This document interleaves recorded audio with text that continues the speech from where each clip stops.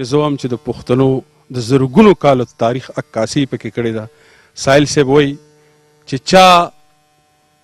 چا پې بلوسه ونه کړه او چا پکې سر ونه خوړ، چا پې بلوسه ونه کړه او چا پکې سر ونه خوړ.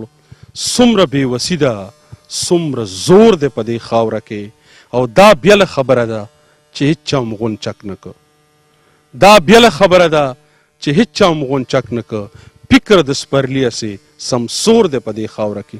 ډېره مننه سر. زموږ یو ملګری دی، د هغه د خولې یو خبره ده، رسول خیمه کې اوسي، حسین نومېده، نو هغه وایي لکه هغه همیشه کله میلاویږي نو دا دوه خبرې هغه ما سره ډېرې کوي.